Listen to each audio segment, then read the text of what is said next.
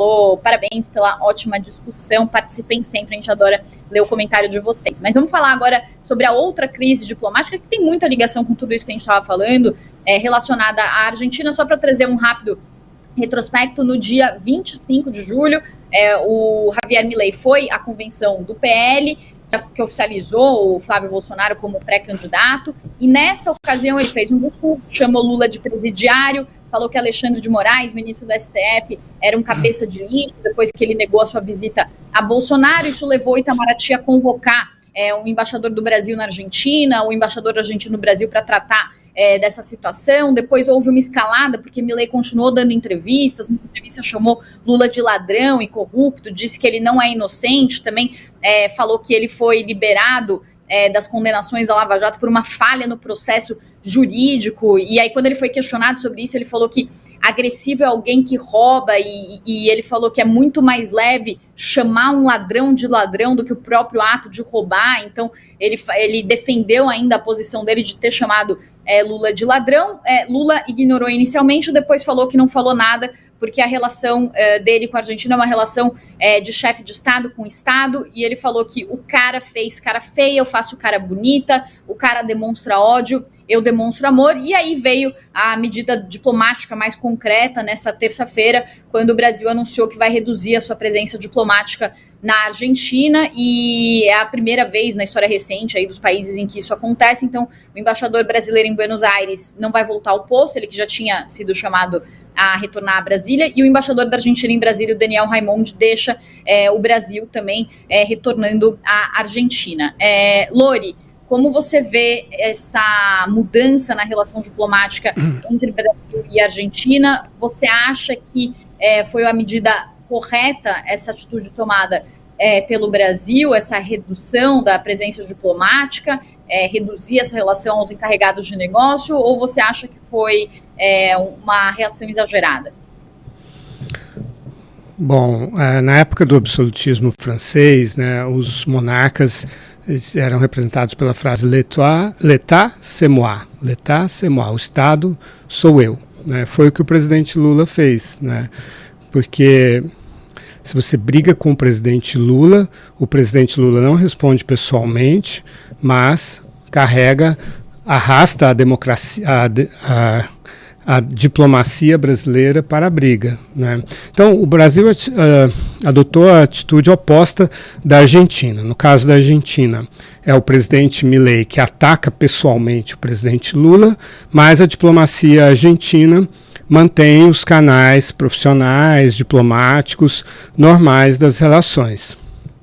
Só que no Brasil, o presidente Lula se vangloria de não reagir pessoalmente, não responder pessoalmente, mas obriga a sua diplomacia a degradar, né, reduzir, rebaixar as relações profissionais, técnicas, diplomáticas de Estado com a Argentina. Então essa é uma mistura entre a pessoa e o Estado. E isso se aplicando ao país, a um dos países com os quais o Brasil tem mais interdependência. Acho que é o mais, né? O país com quem o Brasil tem mais interdependência é a Argentina. Então, eu acho que o ideal, o que seria o ideal? O Javier Milei não atacar o Lula. Né? O Javier Milei está usando o Lula como escada para elevar o perfil regional dele e se credenciar como um representante da direita conservadora, do movimento MAGA, do presidente Trump, aqui no Cone Sul. Isso é evidente. E é gratuito, são gratuitos os ataques dele ao presidente Lula e são uma intromissão em assuntos internos do Brasil. Esse é um ponto. O ideal seria que ele não fizesse isso. Mas já que ele faz isso e o Brasil não tem controle sobre as atitudes do Milei, então restaria ao Brasil responder de uma forma que responde aos interesses nacionais. Né? E qual seria essa forma? O presidente Lula não responder, ignorar, exatamente para reduzir esse papel de escada. Ele fez isso, não respondeu pessoalmente, mas também não comprometer as relações diplomáticas com a Argentina, que deveriam ficar preservadas dessa atitude do presidente Milei. Mas ele não fez isso, ele contaminou a questão pessoal dele, melhor dizendo, a questão pessoal do Milei contra ele, contaminou com as relações diplomáticas entre Brasil e Argentina. E isso prejudica o Brasil, porque o Brasil precisa liderar a região, precisa, nos canais diplomáticos, manter um diálogo contínuo com a Argentina para responder aos grandes desafios que a região enfrenta. A disputa por influência entre Estados Unidos e China sobre a região, o tarifaço de Donald Trump, o crime organizado que atravessa a fronteira, né, os vários projetos que existem em relação ao gás argentino, à infraestrutura, ao comércio, aos investimentos, enfim, tudo isso fica prejudicado agora por essa decisão do presidente Lula. E só lembrando, né, a Argentina hoje é o nosso terceiro maior parceiro comercial, né, só atrás da China e dos Estados Unidos, com fluxo de comércio de mais de 6 bilhões de dólares só no acumulado desse ano, né? E além disso, tem ainda o acordo Mercosul-União Europeia, né, que finalmente foi aprovado. Então, assim, tem também toda uma questão ligada, assim, não é um bom timing, né, esse timing que Milei escolheu talvez para tensionar as relações no momento em que, né, os blocos finalmente conseguem chegar a esse acordo. E, Américo, queria te perguntar também sobre quais são né, o momento que a gente vive hoje, como que isso acaba trazendo uma circunstância em que um presidente participa da convenção que oficializa a pré-candidatura de um candidato num outro país, né, algo talvez sem precedentes, né, o fato de Milei ter ido à convenção, né, e eu queria que você, né, tem benefícios aí que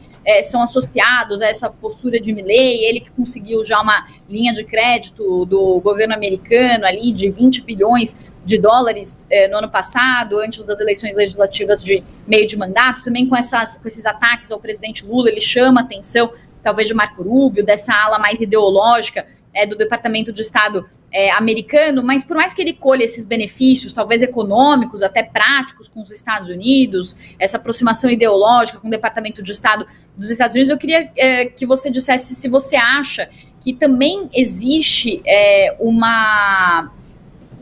novo modelo, digamos assim, de relações internacionais, em que os presidentes hoje eles acabam participando muito mais do processo eleitoral e político de outros países, diferentemente de outros momentos, talvez, em que os presidentes até falavam ali sobre as afeições, mas talvez participar da convenção de uma oficialização de uma candidatura, né, algo muito raro, assim, queria a tua opinião sobre isso.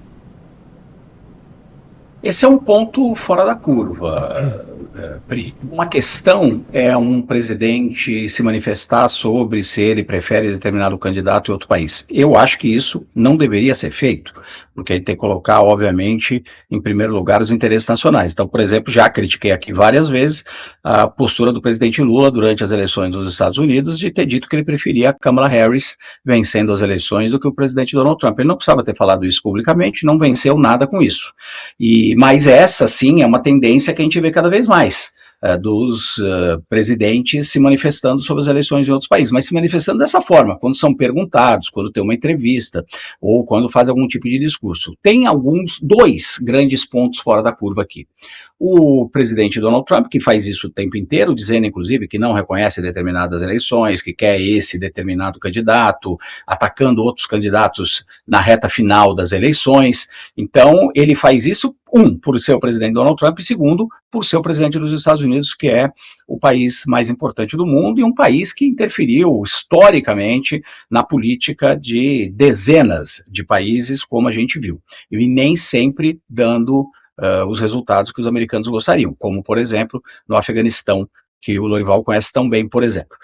O Milei é um outro ponto completamente fora da curva, e o que ele fez está completamente fora de qualquer ponto aceitável das relações internacionais. Um presidente ir fazer campanha para um candidato, independente de quem seja o candidato, um candidato ir fazer campanha, participar da convenção de um determinado partido, um país vizinho, um país amigo, um país que tem as relações que a Argentina tem com o Brasil, as dependências que a Argentina tem com o Brasil. Então, note que o presidente Milei acaba atacando pessoalmente o presidente Lula, o ministro Alexandre de Moraes, e por isso ataca as instituições brasileiras. Aqui um ponto de divergência com o meu amigo Lorival. Ele é um ponto fora da curva. Então eu não diria que está acontecendo neste momento essa generalização, todo mundo se metendo na política dos outros países. Uma coisa, e eu acho errado isso, é um presidente, como o presidente Lula fez, dar uma declaração que prefere este ou aquele candidato. Outra, completamente fora do normal e do aceitável para as políticas de relações externas, é um presidente fazer campanha por outro, no país do outro, participar de uma convenção, independente de quem seja o candidato. Não é esse o mérito. O mérito eu estou analisando pela questão das relações internacionais, e isso acaba provocando essas crises. Então, enfim, é mais uma crise. A conexão que a gente tem aqui entre as crises com os Estados Unidos, na minha opinião, é que são, em primeiro lugar, crises que foram provocadas externamente, em primeiro lugar pelo Marco Rubio, depois pelo Milei, e que têm ligações diretas ou indiretas, infelizmente, com as eleições no Brasil. E no caso do Milei, isso é absolutamente claro. Qualquer semelhança